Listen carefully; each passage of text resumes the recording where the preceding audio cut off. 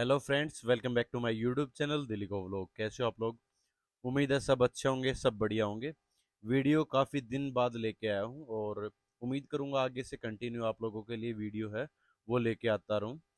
आज जो वीडियो लेके आया हूँ वो लेके आया हूँ एसएससी जीडी के लिए, क्योंकि सभी जो बच्चे हैं, कैंडिडेट हैं, उन्होंने इस टाइम एसएससी जीडी का जो एग्ज़ाम हो दे रखा है। ठीक है। और उसी की फिजिकल की तैयारी में वो जुटे हैं और उनको ये उम्मीद है कि हमारा जो सिलेक्शन है वो अब की बार किसी न किसी गवर्नमेंट एग्जाम के अंदर हो जाएगा, क्योंकि सबसे बड़ी भर्ती एसएससी जीडी की होती है, जिसमें अभी 26,000 प्लस वैकेंसी आई है। जो पिछली बार से तो कम है लेकिन अच्छी खासी वैकेंसी है।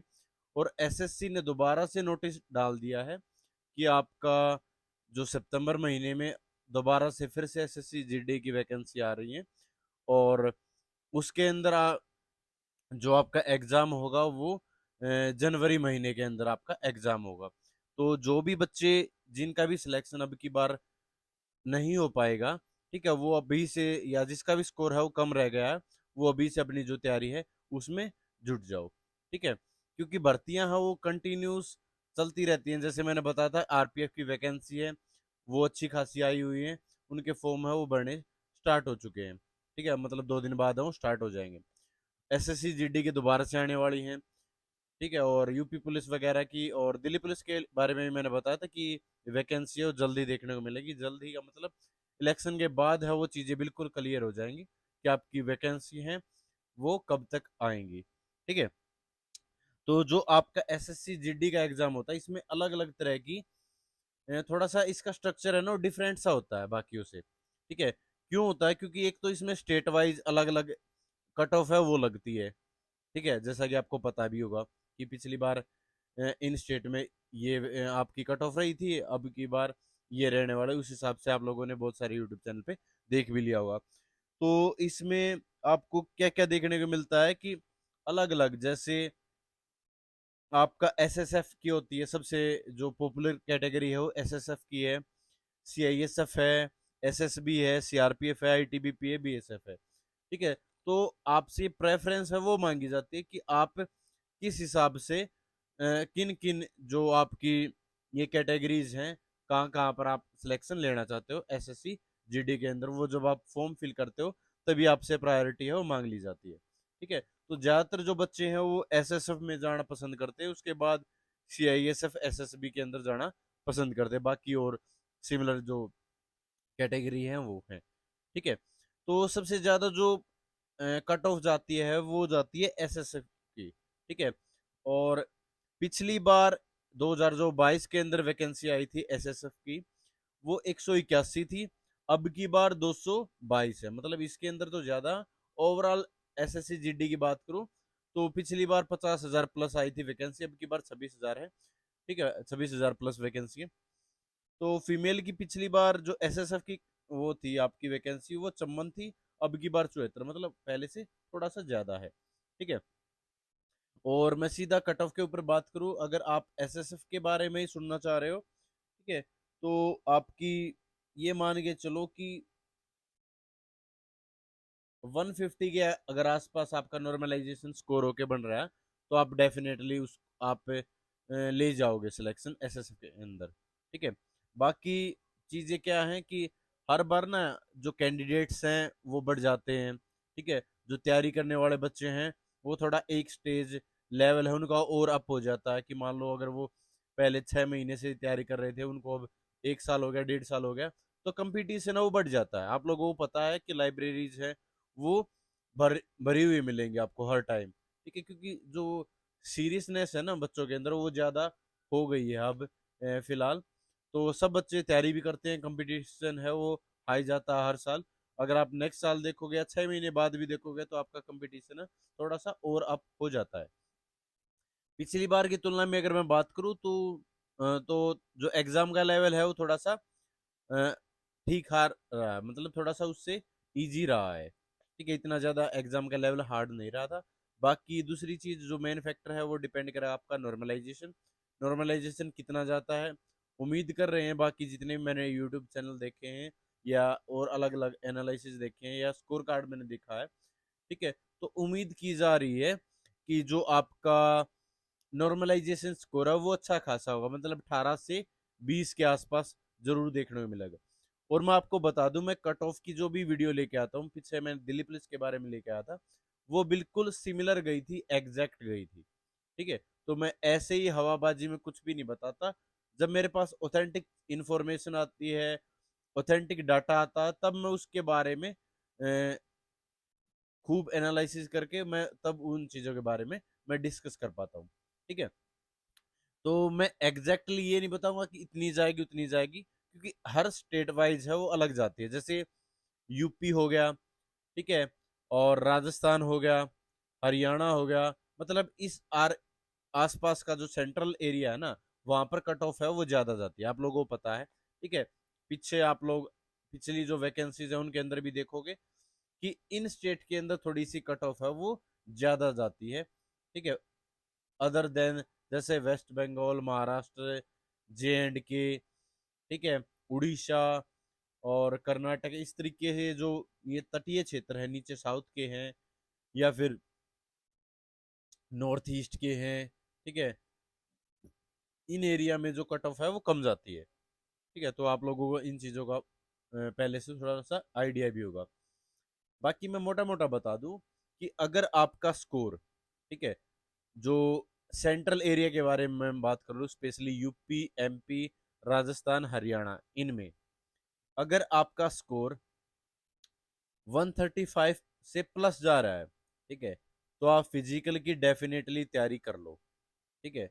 मैं अगर रो स्कोर आपका ये मान लो 105 110 भी है और नॉर्मलाइजेशन आपको 15-20 नंबर हो जाता है, तो आप डेफिनेटली अपनी जो फिजिकल की है वो तैयारी स्टार्ट कर दो, क्योंकि मौका इतना ज़्यादा नहीं मिलता। ठीक है। कि आपका रिजल्ट है वो जल्दी डिक्लेयर हो जाएगा। जो आपका रिजल्ट है वो ये मान लो इस मंथ के एंड में, ठीक है, 30 तारीख के आसपास है। वो उम्मीद जताई जा रही है कि 30 तारीख के आसपास आपका जो रिजल्ट है वो डिक्लेयर हो जाएगा। उसके जस्ट 2 महीने बाद ही आपका फिजिकल है वो कंडक्ट करवा लिया जाएगा।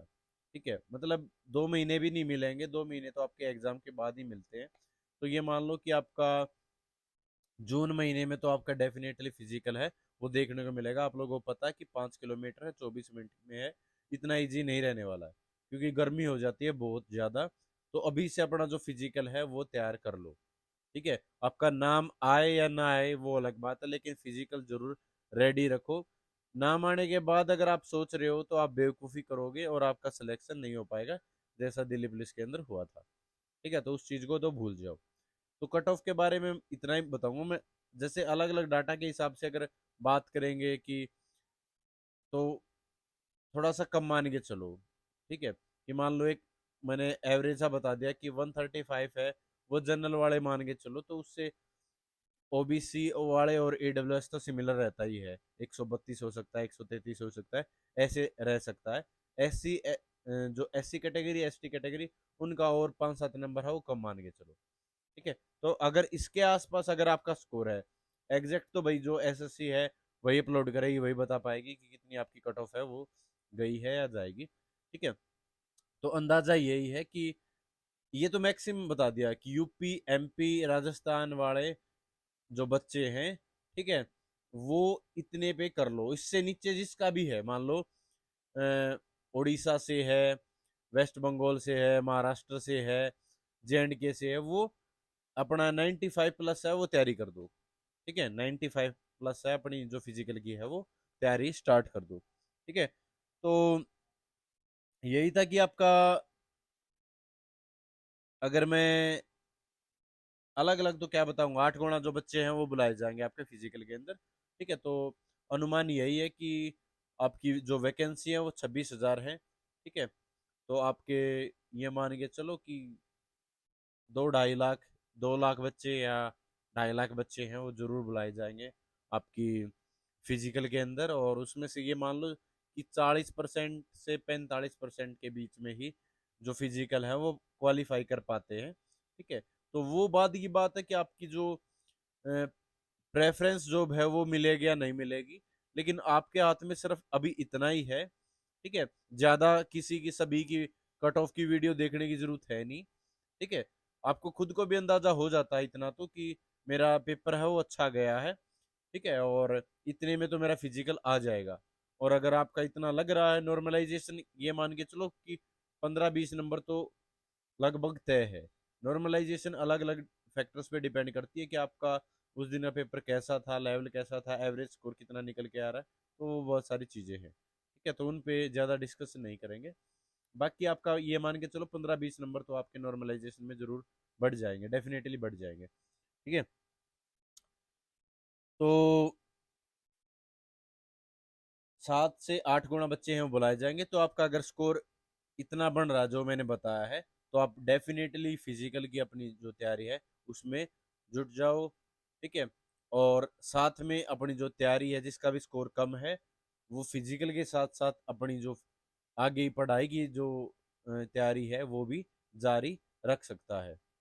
ठीक है, बाकी अभी सीपीओ की जो सब इंस्पेक्टर की आपने वो देखी होगी, कट ऑफ देखी होगी, काफ़ी अच्छी हाई गई थी। तो ये चीज़ें चलती रहती है, मतलब जब जब आप अगर 2 महीने बाद भी एग्ज़ाम दोगे तो कंपटीशन थोड़ा सा बढ़ ही जाता है। ठीक है, इसमें कोई दो राय नहीं है। ठीक है, तो आप अपनी जो मेहनत है, तैयारी है, वो जारी रखो। अगर आपका बीच में एग्ज़ाम आता है तो फिजिकल की भी तैयारी स्टार्ट कर दो। ठीक है, बाकी अपनी जो मेहनत है वो जारी आप लोगों को रखनी चाहिए। बाकी आपका मैंने बताया था कि एनटीपीसी के भी आने वाले हैं। एक अच्छी खासी 7,000 के आसपास वैकेंसी है, वो देखने को मिलेगी आप लोगों को, जिसमें आपका ग्रेजुएशन भी लेवल भी होगा और आपका 12th लेवल भी होगा। ठीक है, तो आप एनटीपीसी की भी तैयारी कर सकते हो। उसके अंदर भी यही आता है कि CBT 1 होता है, 2 होता है। CBT 1 में आपका 30 की रीजनिंग, 30 का आपका जीएस का पोर्शन और 30 का आपका मैथ का पोर्शन। तो ये चीज़ें, इन चीज़ों पे तो आप हमेशा ही पकड़ बना के रखो। ठीक है, तो वीडियो थोड़ी सी लंबी हो जाएगी, इसलिए मैं यहीं पे थोड़ा सा रुकने की कोशिश करूंगा। और बाकी अगर कोई भी इन्फॉर्मेशन आपको चाहिए होगी तो आप कमेंट सेक्शन में ज़रूर आप मेरे से पूछ सकते हो, उसका मैं जवाब देने की पूरी पूरी कोशिश करूँगा। ठीक है, तब तक के लिए चैनल से जुड़े रहो। Thank you so much. जय हिंद सभी को।